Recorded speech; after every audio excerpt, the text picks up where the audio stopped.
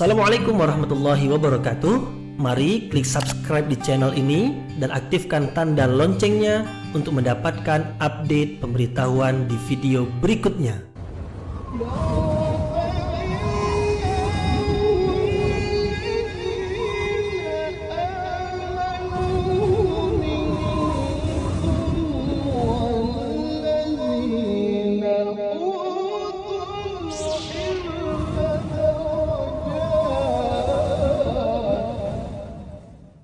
A'udzu billahi minasyaitonir rajim. Bismillahirrahmanirrahim. Assalamualaikum warahmatullahi wabarakatuh. Alhamdulillahi rabbil alamin wa bihi nasta'inu ala umurid dunya waddin. Nasta'inuhu wa nastaghfiruh wa na'udzu billahi min syururi anfusina wa min sayyiati a'malina. فمن يهد الله فلا مضل له ومن يضلل فلا هادي له أشهد أن لا إله إلا الله وحده لا شريك له وأشهد أن محمدا عبده ورسوله لا نبي بعده أما بعد. Kita bersyukur kepada Allah Subhanahu wa taala yang masih melimpahkan rahmat dan nikmat-Nya.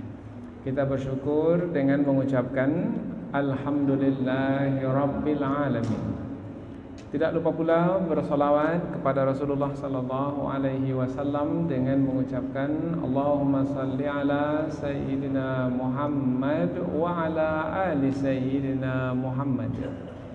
Dan bersalam kepada Rasulullah dengan mengucapkan Assalamu alayka ya Rasulullah. Alhamdulillah, segala puji bagi Allah.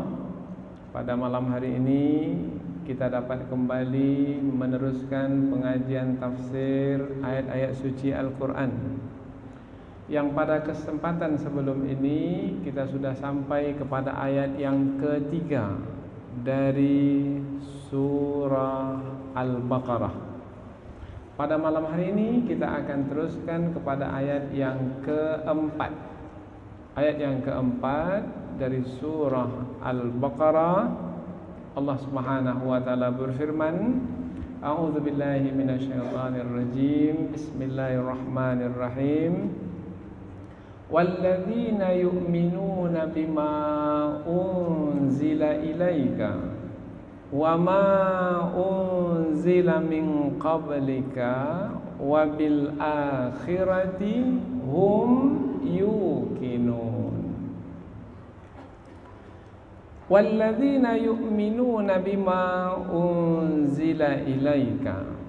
Walladzina, dan orang-orang yang, ayat ini masih lagi menerangkan tentang sifat orang-orang yang bertakwa.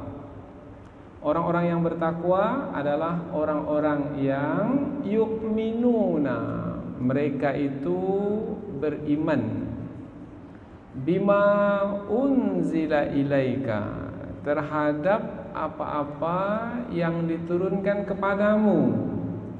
Mu di dalam ayat ini adalah Rasulullah sallallahu alaihi wasallam, karena ayat ini turun kepada Rasulullah dari sisi Allah. Dan orang-orang yang beriman kepada apa-apa yang diturunkan kepadamu. Apa yang diturunkan kepada Rasulullah? Al-Quran. Wa ma unzila min qablik, dan apa-apa yang diturunkan sebelummu. Apa yang diturunkan sebelum Rasulullah? Kitab-kitab suci yang terdahulu. Kitab-kitab suci apa yang diturunkan sebelum Al-Quran? Kitab suci Taurat, Zabur, dan Injil. Kemudian sifat orang yang bertakwa yang berikutnya adalah wabil akhirati, dan terhadap hari akhirat hum, mereka itu yuqinun, meyakininya bahwasanya hari akhirat tersebut adalah hari yang pasti terjadi. Seperti yang diberitahukan, seperti itu yang akan terjadi. Kita ulang terjemahan dari awal ayat, kemudian kita akan sampaikan tafsir ringkas. Setelah itu barulah kita sampaikan tafsir yang lebih terperinci.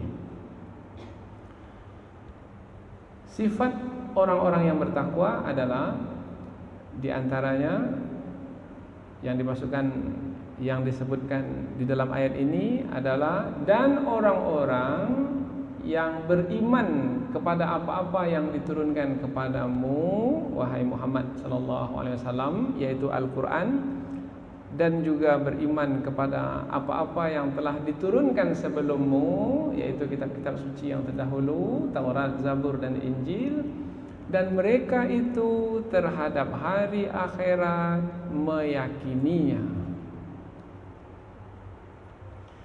Dari terjemahan yang kita sampaikan tadi disebutkan tentang dua sifat orang-orang yang bertakwa, yaitu pertama, percaya kepada kitab-kitab suci Allah, baik itu yang diturunkan kepada Rasulullah ataupun yang diturunkan sebelum Rasulullah sallallahu alaihi wasallam.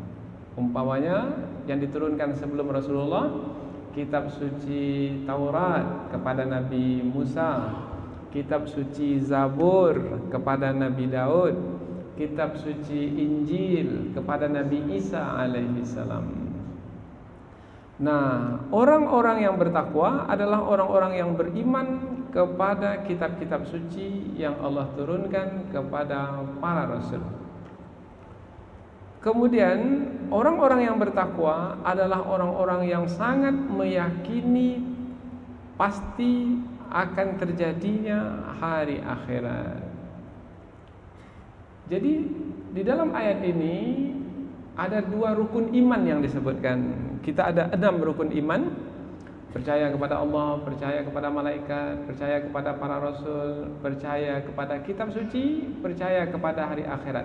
Yang disebut di dalam ayat ini percaya kepada kitab-kitab suci dan percaya kepada hari akhirat. Kemudian satu lagi rukun iman yang ke-6, percaya kepada qada dan qadar, yang baik ataupun yang buruk. Yang baik yang kita sukai dia terjadi, ataupun yang buruk yang tidak kita sukai dia terjadi. Nah, jadi ayat ini adalah ayat yang menerangkan tentang dua rukun iman yang mesti dimiliki oleh orang-orang beriman. Percaya kepada kitab-kitab suci maksudnya percaya bahwasanya Allah telah menurunkan wahyu-wahyunya yang terhimpun di dalam kitab suci yang diturunkan kepada para rasul untuk disampaikan kepada manusia sebagai petunjuk bagi manusia, sebagai pedoman bagi manusia. Sebabnya adalah manusia tidak akan mungkin mengetahui dengan pasti mana yang benar, mana yang salah. Sebab manusia memiliki keterbatasan dalam mengetahui mana yang benar, mana yang salah. Karena manusia sepandai apapun, boleh jadi yang dia anggap benar itu adalah salah, dan boleh jadi yang dia anggap salah itu adalah benar. Maka apabila demikian keadaan manusia, tidak patut petunjuk itu datang dari manusia, atau tidak akan sempurna petunjuk itu datang dari manusia. Supaya petunjuk itu sempurna dalam menunjuki manusia, mestilah datang dari yang sempurna pula. Sehingga apabila datang dari yang sempurna, yang betul-betul benar memang benar, yang betul-betul salah memang salah. Karena yang menetapkan benar dan salah itu adalah yang Maha mengetahui. Di situ perlunya atau pentingnya penurunan kitab suci kepada para rasul untuk disampaikan kepada manusia. Nah, orang-orang yang bertakwa adalah orang-orang yang percaya kepada kitab-kitab suci tersebut. Kemudian orang-orang yang bertakwa adalah orang-orang yang yakin bahwasanya apa yang mereka buat di dunia ini tidak terhenti sampai di dunia ini saja, akan nanti dibalas di hari pembalasan. Karena Allah telah menyediakan satu lagi hari, namanya hari akhirat. Dan hari akhirat itu adalah hari pembalasan. Yang hari akhirat itu akan dimulai nanti dengan kiamat. Apabila kiamat, langit dan bumi ini akan dihancurkan dan diganti dengan langit dan bumi yang baru. Nah, disitulah akan dimulai akhirat. Dan pada hari akhirat itu, semua yang dibuat ketika di dunia akan dibalas. Hari itu disebut juga sebagai hari pembalasan. Orang-orang yang bertakwa, orang-orang yang meyakini betul bahwasanya apa yang dia buat di dunia akan dibalas di hari akhirat sebagai hari pembalasan. Meyakini betul. Nanti kita akan bahas apa makna meyakini. Inilah dia ringkasan dari ayat yang keempat dari surah Al-Baqarah, yaitu yang menerangkan tentang dua rukun iman. Iman atau percaya kepada kitab-kitab suci yang Allah turunkan, dan iman atau percaya kepada hari akhirat. Sekarang kita akan mulai tafsir yang lebih terperinci. Di permulaan ayat Allah menyebutkan walladzina yu'minuna.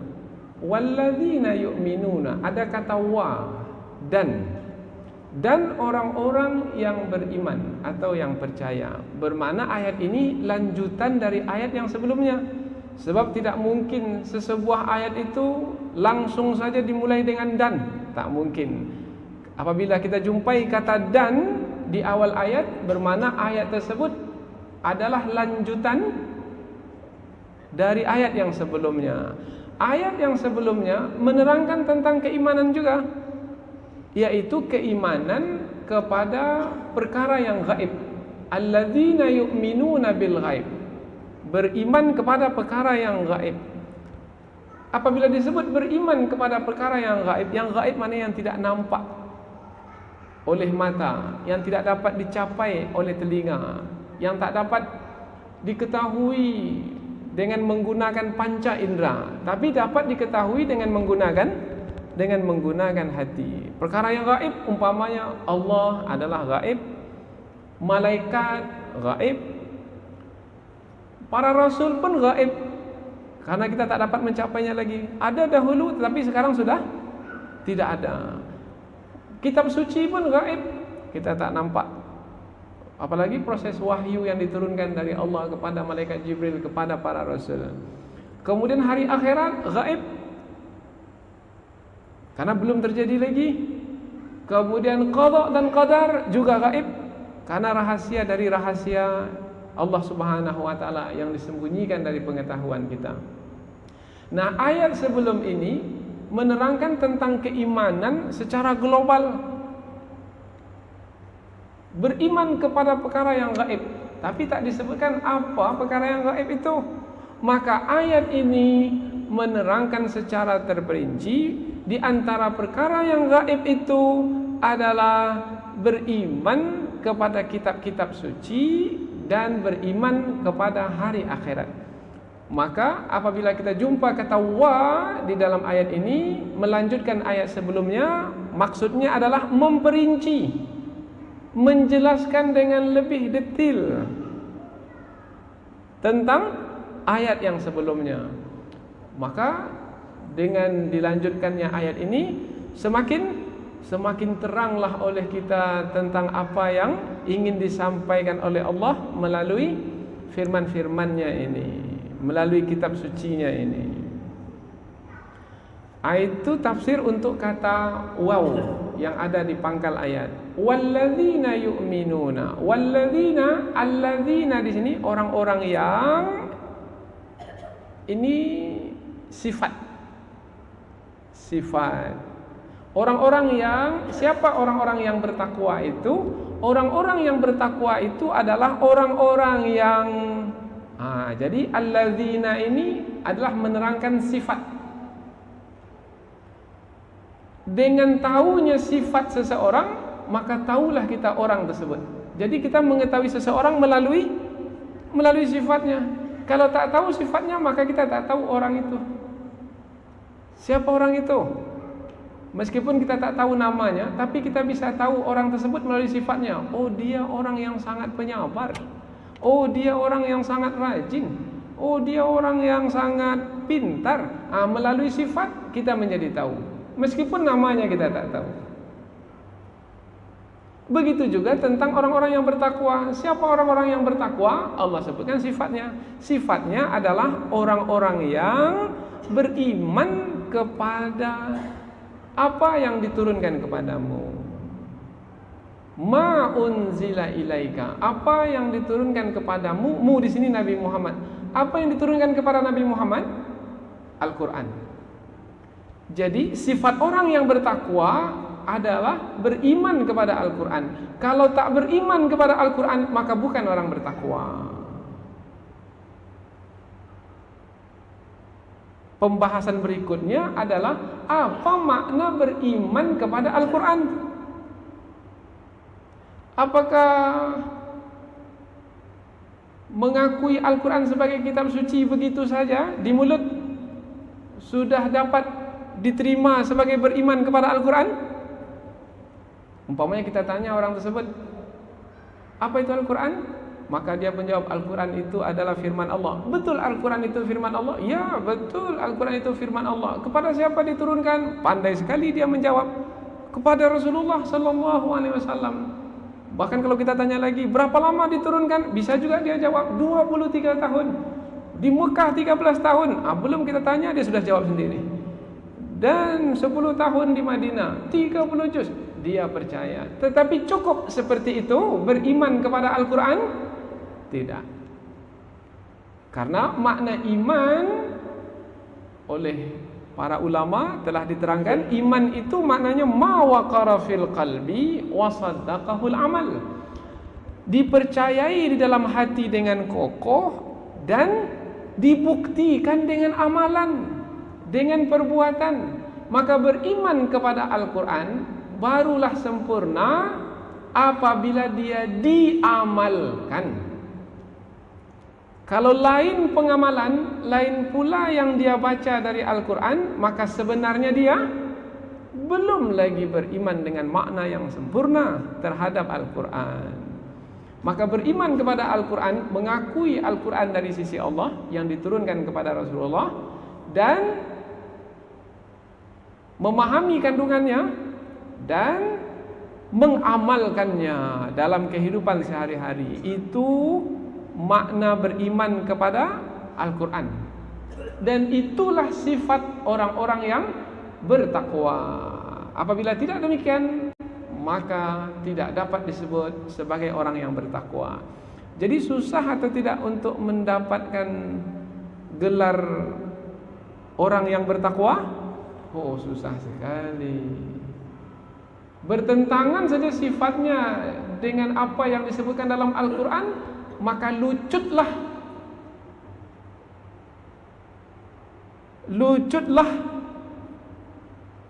gelar takwa dari dirinya, atau tidak layak lagi dia disebut sebagai orang yang bertakwa.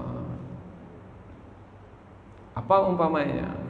Dalam Al-Quran disebutkan mesti mentauhidkan Allah, jangan menyekutukan Allah. Dia pula menyekutukan Allah, percaya juga dia kepada selain Allah, percaya ke jin, percaya ke dukun, percaya ke cincin, percaya ke jampi-jampi, percaya ke paranormal. Ini bermakna dia tidak lagi sesuai dengan apa yang disebut di dalam Al-Quran, maka dia bukan orang yang bertakwa. Beribadah, tetapi dia pula tidak beribadah. Beribadah perintah Allah di dalam Al-Quran, salat, puasa, zakat, haji, dia pula tak mau menunaikannya. Salat tidak, puasa tidak, zakat enggan, haji tak mau, bukan orang yang bertakwa. Satu lagi, kalaupun beribadah dengan ikhlas, dia juga beribadah, solat ya, puasa ya, tapi bukan dengan ikhlas, karena kepentingan, karena ingin dilihat, riya. Padahal Allah sudah menyebutkan tidaklah mereka diperintahkan untuk beribadah melainkan dengan ikhlas.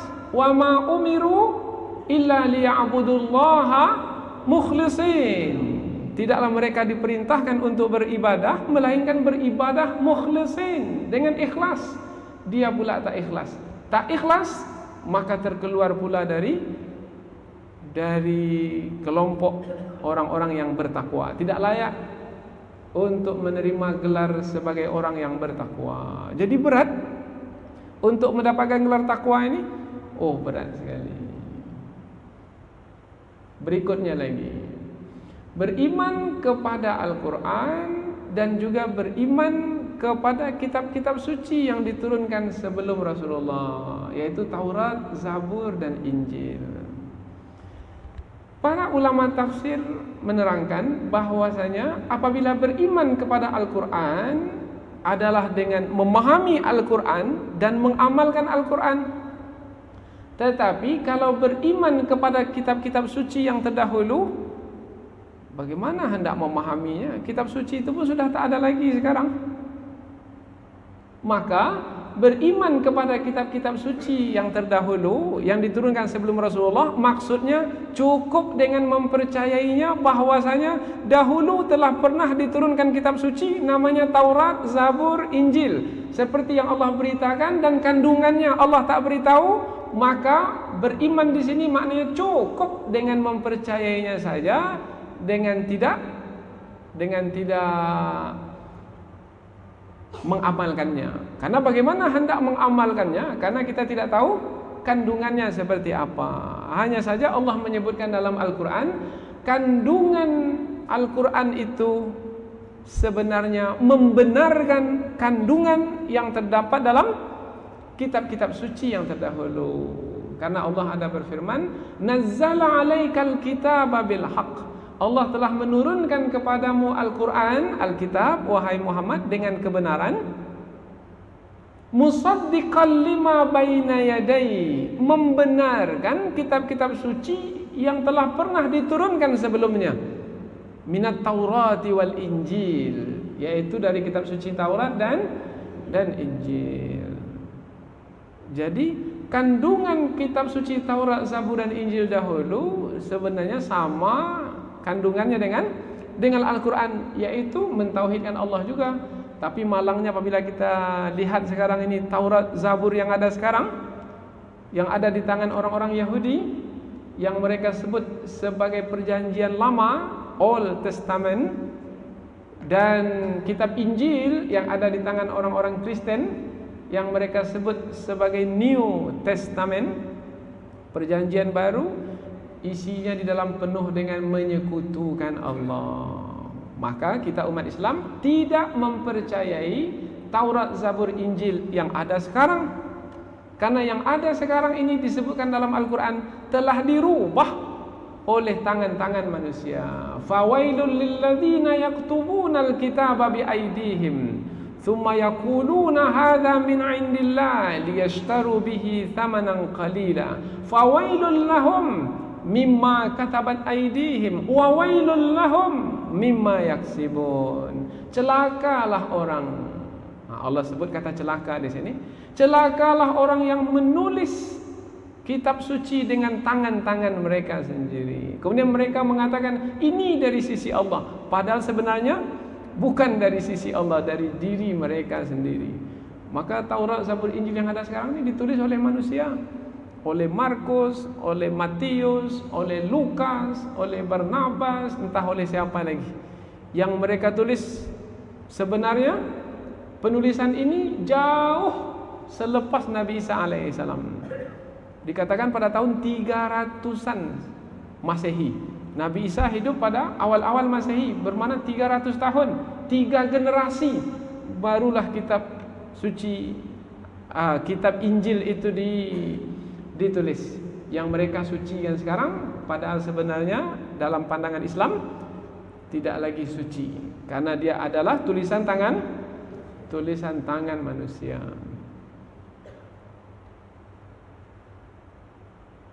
Nah, jadi makna beriman kepada apa-apa yang diturunkan sebelum Rasulullah, maknanya cukup dengan mempercayainya saja. Karena memang Allah telah memberitakan. Kemudian kita bahaskan lagi. Di sini Allah menyebut Al-Quran terlebih dahulu, baru Allah menyebut kitab-kitab suci yang terdahulu. Orang-orang yang bertakwa adalah orang-orang yang beriman kepada Al-Quran yang diturunkan kepadamu, wahai Muhammad, dan juga beriman kepada kitab-kitab suci yang terdahulu. Kalau dilihat dari sisi waktunya, kitab-kitab suci terdahulu itu yang turun dahulu, baru Al-Quran. Semestinya kalau ikutkan urutan waktu, maka ayat ini sebenarnya berbunyi, dan beriman kepada apa-apa yang diturunkan sebelummu, dan beriman kepada apa-apa yang diturunkan kepadamu. Itu kalau diikutkan urutan waktu. Tetapi Allah balik pula. Allah sebut Al-Quran dahulu. Orang-orang yang bertakwa adalah orang-orang yang beriman kepada apa yang diturunkan kepadamu, Al-Quran, dan juga beriman kepada apa-apa yang diturunkan sebelummu. Mengapa Al-Quran disebut terlebih dahulu? Barulah setelah itu kitab-kitab suci yang sebelum Al-Quran. Ini namanya pembahasan tafsir. Dalam terjemahan tak ada ini. Di situ perlunya pengajian tafsir, karena dengan tafsir ini akan muncullah kandungan ayat itu dan kita menjadi menikmatinya. Apa sebab? Al-Quran disebut terdahulu, baru kitab suci yang lainnya. Jawabannya, para ulama tafsir menyebutkan, karena Al-Quran itu sebagai penentu kepada kitab-kitab suci yang lainnya, maka disebut dia terlebih dahulu. Kalau disebut kitab suci terdahulu, jadi mengambang dia. Tapi kalau disebut Al-Quran terlebih dahulu, beriman kepada Al-Quran yang diturunkan kepadamu, kemudian kamu ketahui kandungannya, kemudian kamu beriman pula kepada kitab-kitab suci sebelum Al-Quran yang kandungannya dibenarkan oleh Al-Quran. Maka apabila kamu jumpai di hadapanmu sekarang ada yang mengaku itu adalah kitab suci yang diturunkan kepada Nabi Musa dahulu, atau kepada Nabi Daud dahulu, atau kepada Nabi Isa dahulu, tapi bertentangan dengan yang ada dalam Al-Quran, maka mesti ditolak, mesti diketepikan, mesti ditinggalkan. Dan yang menjadi penilai, pengukur, penentu untuk diterima adalah Al-Quran. Itu rahasianya. Mengapa Allah menyebut Al-Quran terlebih dahulu, baru menyebut kitab-kitab suci yang sebelum Al-Quran kemudian. Padahal kalau dari sisi waktu adalah sebaliknya. Baik, selanjutnya lagi. Walladzina yu'minuna bima unzila ilaika wa ma unzila min qablika. Dan orang-orang yang beriman kepada apa yang diturunkan kepadamu. Tadi kita sebut apa yang diturunkan kepada Rasulullah? Al-Quran. Dan orang-orang yang beriman kepada Al-Quran yang diturunkan kepadamu, apabila beriman kepada Al-Quran yang diturunkan kepada Rasulullah, maka mesti jugalah akan beriman kepada Rasulullah itu sendiri. Kan ada dua, beriman kepada Al-Quran yang diturunkan kepada Rasulullah dan Rasulullah menyampaikannya kepada kita. Kalau memang beriman kepada Al-Quran yang diturunkan kepada Rasulullah, maka pastilah juga akan beriman kepada Rasulullah yang menerima dan menyampaikan Al-Quran. Itu tak bisa dipisahkan. Tak mungkin bisa diterima beriman kepada Al-Quran kemudian tak beriman kepada Rasulullah. Tak mungkin. Akal tak bisa menerimanya. Lalu yang ingin kita sampaikan adalah apabila ayat ini juga menerangkan beriman kepada Rasulullah, maka maksudnya ikuti Rasul, contohi Rasul, teladani Rasul melalui kitab suci yang disampaikan oleh Rasul. Karena Rasul itu sendiri mengamalkan kitab suci yang diterimanya yang disampaikannya itu. Wa kana khuluquhu Al-Quran, dan akhlak Rasul itu adalah Al-Quran itu sendiri. Maka apabila percaya kepada Rasul, ikuti Rasul, contoh Rasul. Dengan apabila Rasul itu mengamalkan Al-Quran, akhlaknya Al-Quran, maka kita pun mencontohi Rasul dengan berakhlak Al-Quran. Maka menjadilah Al-Quran sebagai pedoman hidup, petunjuk hidup. Maka siapa orang yang berpedoman, yang memiliki petunjuk? Orang yang berpedoman, yang memiliki petunjuk adalah orang yang hidupnya sesuai dengan Al-Quran. Kalau menurut Said Qutb, fi zilalil Quran, di dalam naungan Al-Quran atau di bawah lindungan Al-Quran. Itu baru hidupnya yang berpedoman, memiliki petunjuk. Tapi kalau tanpa Al-Quran, tidak dalam petunjuk. Meskipun hafal pantun 1000 sekalipun dan dapat anugerah-anugerah, entah anugerah apa yang dia dapat sebagai budayawan, sastrawan, belum lagi disebut sebagai orang yang mendapat petunjuk atau yang memiliki pedoman apabila pantun yang dia hafal itu bertentangan dengan Al-Quran. Begitu juga, meskipun dia nenek mama menguasai adat dengan seluk-beluknya, tetapi apabila adat tersebut bertentangan dengan Al-Quran, meskipun dia berdasarkan adat, tertolak. Tidak bisa disebut sebagai orang yang memiliki pedoman dan memiliki petunjuk dalam hidup. Kalau tidak memiliki pedoman, tidak memiliki petunjuk, bermakna dia itu adalah orang yang berada di atas jalan yang benar atau berada di atas jalan yang sesat. Orang yang tak sesuai dengan pedoman, dengan petunjuk, maka dia adalah orang yang sesat. Maka sia-sialah hidupnya. Kalau orang itu sesat, apakah bisa pula memberi petunjuk? Dia sendiri sesat, bisakah dia memberi petunjuk? Tak akan mungkin. Yang sesat pasti kalau memberi petunjuk juga pasti menyesatkan. Hanya orang yang berada dalam petunjuklah yang bisa memberi petunjuk. Maka Allah menyebut kepada Nabi dan sahabat Nabi, ulaikal ladzina hadahumullah. Mereka itulah orang-orang yang Allah telah beri petunjuk kepada mereka, maka ikuti mereka.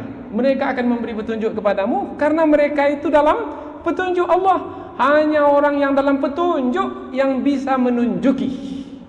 Kalau suami dapat petunjuk, dia bisa tunjuki istrinya.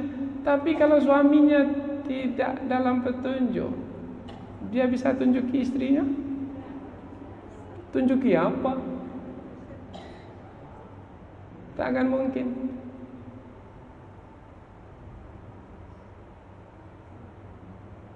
Maka di sini menjadi penting untuk mengikuti Rasul.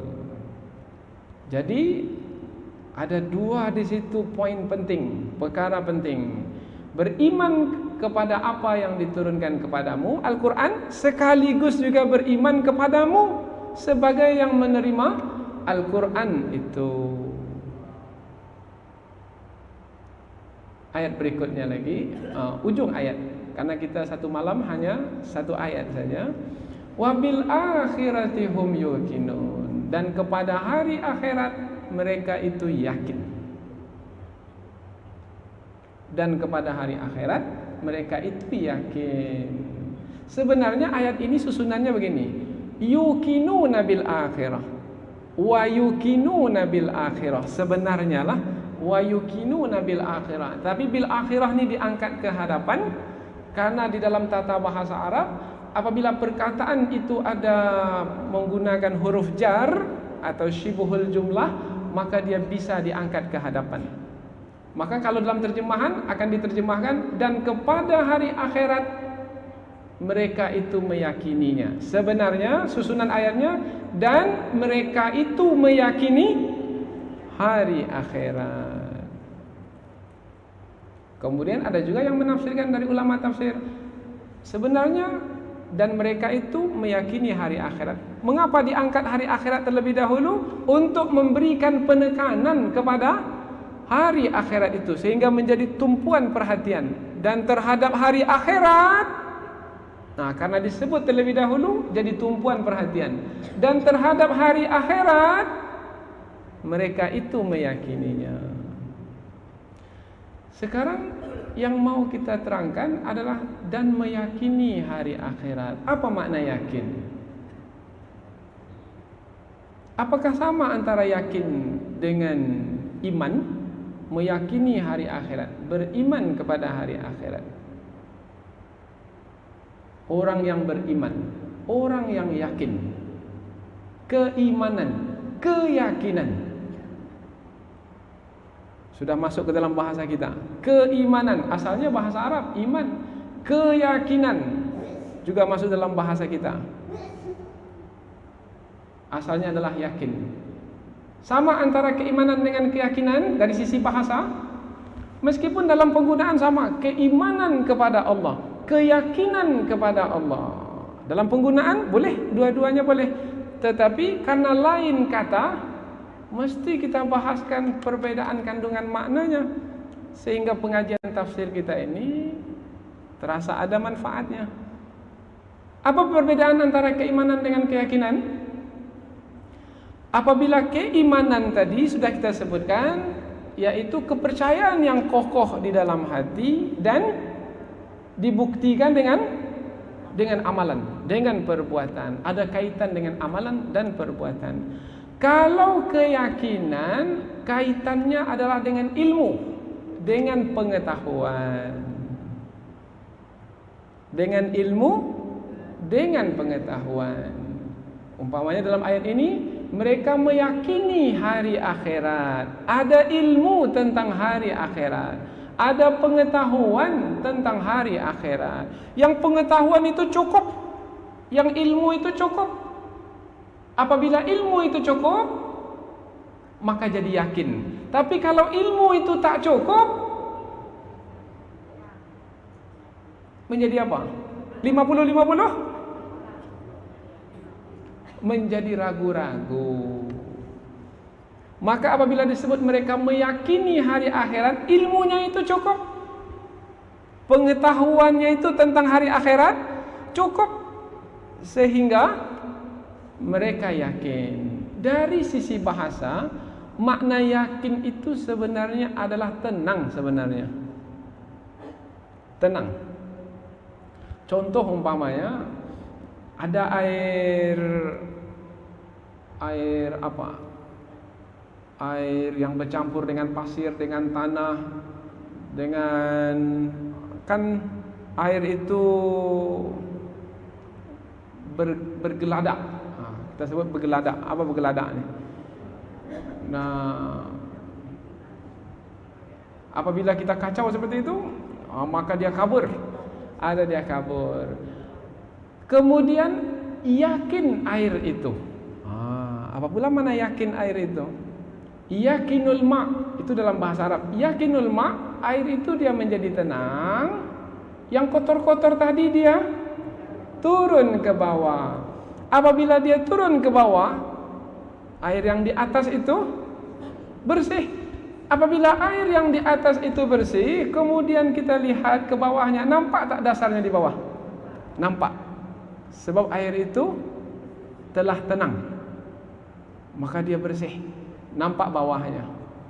Begitu juga, kalau hati itu tenang dengan ilmu yang cukup. Ilmu yang cukup itu menenangkan hati. Tapi kalau ilmu tak cukup, ragu-ragu, itu dia menyengsarakan. Kalau ilmu itu cukup, maka hati itu akan tenang. Apabila hati itu tenang terhadap kepastian hari akhirat, maka hari akhirat itu nampak. Seakan-akan dia melihatnya, meskipun hari akhirat itu belum terjadi lagi. Itu makna orang yang yakin kepada hari akhirat. Seakan-akan hari akhirat itu ada di hadapannya.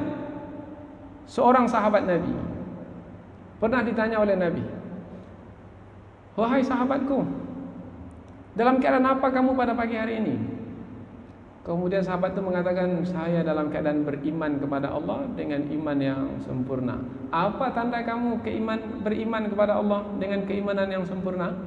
Maka dia pun jawab, "Saya yakin dengan pastinya hari akhirat." "Seperti apa keyakinanmu terhadap pastinya hari akhirat?" "Seakan-akan saya sedang berjalan di dalam surga." Wih, tengok ini. Seakan-akan saya berjalan dengan penghuni-penghuni surga lainnya di dalam surga. Nampak sekali keadaan di dalam surga, tergambar. Nah, ini namanya orang yang yakin.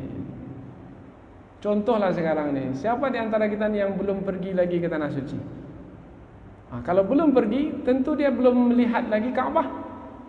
Tapi Ka'bah itu sudah ditunjukkan melalui video, sudah ditunjukkan melalui foto, sudah ditunjukkan melalui pemberitaan, sudah ditunjukkan. Maka pengetahuannya sudah cukup tentang adanya Ka'bah di tengah-tengah Masjidil Haram. Yakin atau tidak? Yakin. Mengapa yakin? Karena ilmu sudah cukup. Kalau belum ditunjukkan foto dan orang yang datang itu satu pula baru, kemudian dia ceritakan, sesungguhnya ada di Mekah sana, di tengah-tengah Masjidil Haram, ada satu bangunan petak namanya Ka'bah. Kira-kira yakin? Belum tentu lagi. Karena ilmu belum cukup, tak ada gambar foto. Yakin tidak? Umpamanya ada orang baru pulang dari Sumatera Barat menceritakan tentang gempa bumi yang dia dapat ceritanya di sana tentang bagaimana dahsyatnya gempa bumi itu. Maka dia pun cerita, disebutlah bahwasanya dahsyatnya gempa bumi di sana adalah rumah-rumah itu roboh umpamanya. Tetapi dia saja baru menceritakan dan kita baru dengar dari satu orang. Bukan saja rumah, tetapi bangunan yang besar yang kokoh pun juga roboh. Kali pertama disampaikan kepada kita, Hotel Ambacang roboh umpamanya. Orang pertama mendengar. Tapi belum ada lagi berita di TV, belum di koran, belum dari siapapun, belum. Ilmu masih belum cukup lagi, baru dari satu orang. Bagaimana? Yakin tidak dengan berita yang diterima itu? Belum lagi yakin. Datang lagi satu orang bawa foto, yakin? Belum juga lagi, tapi sudah tambah persentasenya. Kalau tadi pertama 50-50 ragu, tambah satu orang, tambah pula jadi 60. Sekarang ditunjukkan pula oleh video lagi. Yakin? Belum juga lagi. Kemudian dibawa pula oleh orang itu untuk pergi ke sana melihat sendiri dengan mata kepala sendiri. Yakin? Barulah yakin. Dan keyakinan itu pula rupanya bertingkat-tingkat. Ada namanya ilmul yakin, ada namanya ainul yakin, ada namanya hakul yakin. Ilmul yakin, keyakinan berdasarkan ilmu yang cukup. Ainul yakin, bukan hanya berdasarkan ilmu, pengetahuan, pemberitaan, tapi dia lihat sendiri dengan mata kepalanya. Oh ya betul. Sekali dia lihat, oh ya betul, hotel ini telah roboh. Kemudian hakul yakin, hari itu dia pergi ke situ, besoknya dia pergi lagi, berkali-kali dia pergi, diusap-usapnya matanya. Oh betul lah, saya ini tidak memimpi sekarang ini. Betul-betul yakin saya sekarang bahwasanya memang hotel ini telah roboh. Orang yang seperti ini adalah hakul yakin. Sudah tidak berganjak lagi. Kalau ada orang mengatakan tidak roboh, dia bisa bantah. Apa sebab? Sebab dia hakul yakin. Bagaimana keyakinan kita kepada hari akhirat? Ilmu yakin atau ainul yakin atau hakul yakin?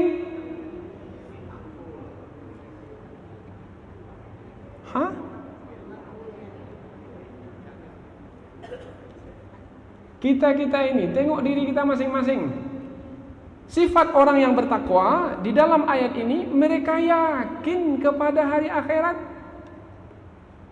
Bermakna punya ilmu yang cukup, bahwasanya memang hari akhirat itu pasti akan terjadi. Dan ilmu yang cukup itu adalah yang disampaikan dalam Al-Quran. Siapa yang sudah mengumpulkan semua ayat Al-Quran yang berkenaan dengan hari akhirat, sehingga cukup baginya ilmu untuk meyakini hari akhirat, siapa? Belum lagi. Bermakna belum lagi dapat gelar orang yang yakin dengan ilmu yang cukup. Biasanya yang tidak cukup ilmu dalam meyakini hari akhirat, biasanya akan melakukan pelanggaran. Apabila disogok, akhirat kalah. Apabila diancam sedikit, hari akhirat kalah. Itu orang yang tak yakin kepada hari akhirat. Tapi yang yakin kepada hari akhirat, seperti para sahabat dahulu, disiksa, siksalah. Dianiaya, aniayalah. Dibunuh, bunuhlah. Semakin cepat, semakin bagus. Apa sebab? Sebab semakin selesai masalah di dunia ini, dan yang menanti saya adalah hari pembalasan yang saya yakini. Dan memang saya menuju ke hari pembalasan itu. Bagaimana dengan kita? Betul-betul yakin kepada hari akhirat? Betul ini. Kalau betul-betul yakin kepada hari akhirat, kalau betul-betul yakin, ibadah akan sempurna dilakukan. Seakan-akan besok hendak meninggal dunia.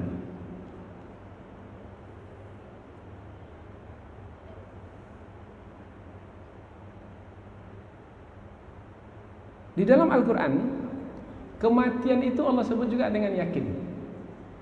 Kematian dalam Al-Quran, mati, Allah sebut juga dengan yakin. Apa sebab? Sebab semua kita faham bahwasanya memang setiap yang hidup pasti akan mati. Karena kita punya ilmu yang cukup. Tak ada manusia yang hidup lama. Sampai waktunya dia akan mati. Maka Allah menyebut dalam Al-Quran, wa'bud rabbaka hatta ya'tiyakal yakin. Beribadahlah kepada Tuhanmu sampailah keyakinan datang kepadamu. Maksud keyakinan di sini adalah kematian datang kepadamu. Mengapa Allah sebut kematian itu sebagai keyakinan? Sebab dia adalah sesuatu yang pasti, dan semua manusia memiliki pengetahuan. Serendah apapun kelulusan seseorang, pasti tidak dia bahwasanya dia akan mati? Pasti. Cuma masalahnya adalah setelah kematian itu yang kurang banyak meyakininya. Mengapa kurang banyak meyakini? Kembali lagi dari kata tadi itu. Apa mana yakin tadi? Air. Apa mana yakin tadi? Tenang. Masih belum tenang lagi. Masih bergeledak. Apa yang membuatnya bergeledak? Dunia ini yang membuatnya bergeledak.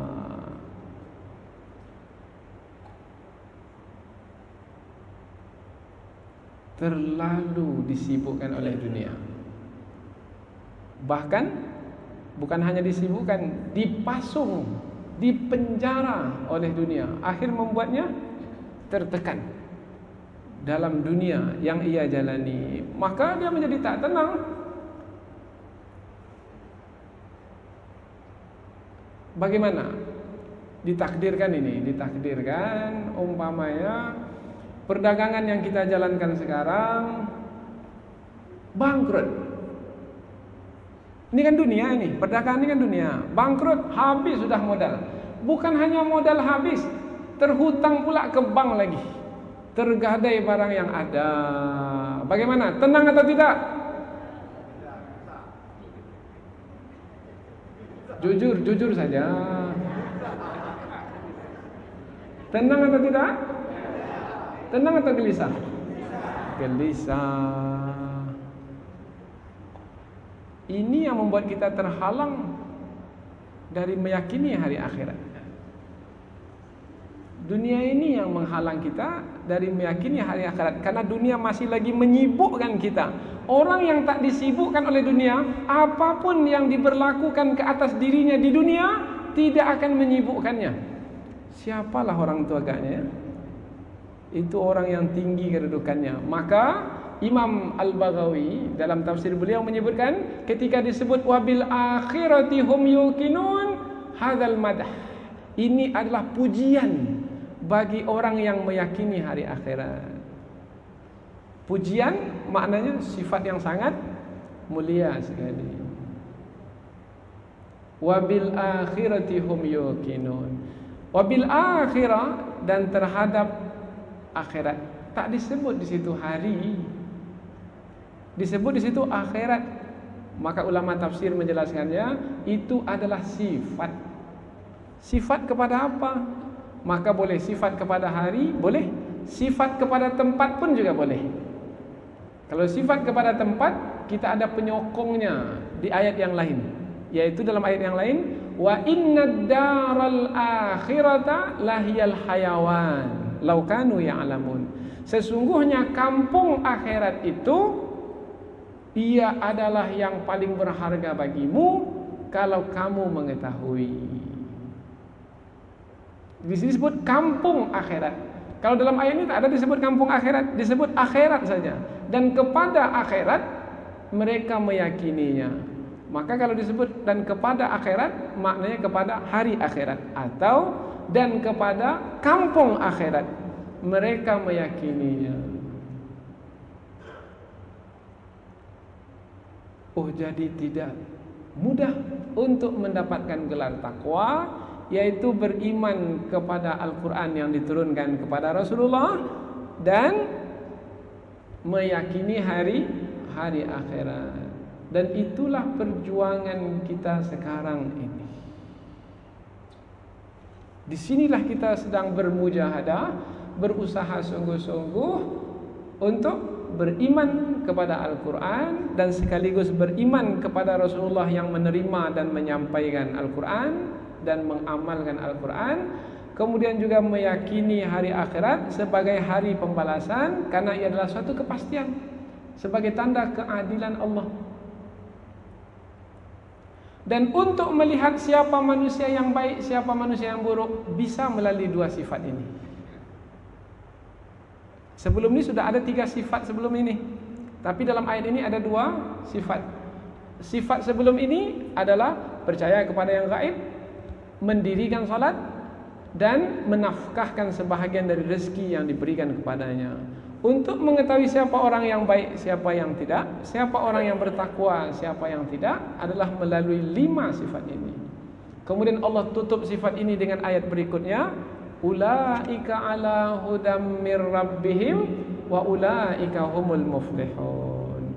Mereka itulah orang yang berada di atas petunjuk dari Tuhan mereka, dan mereka itulah orang-orang yang beruntung dengan makna yang sebenarnya. Ayat yang kelima itu akan kita bahaskan insya-Allah pada malam esok apabila Allah mengizinkan dan memperkenankan. Ini saja tafsir yang kita sampaikan dari ayat yang keempat dari surah Al-Baqarah. Mudah-mudahan ada manfaatnya insya-Allah. Subhanakallahumma wa bihamdika asyhadu an la ilaha illa anta wa astaghfiruka wa atubu ilaik. Mohon maaf atas segala kesalahan dan kekhilafan. Wabillahi hidayah wa taufik. Wassalamualaikum warahmatullahi wabarakatuh.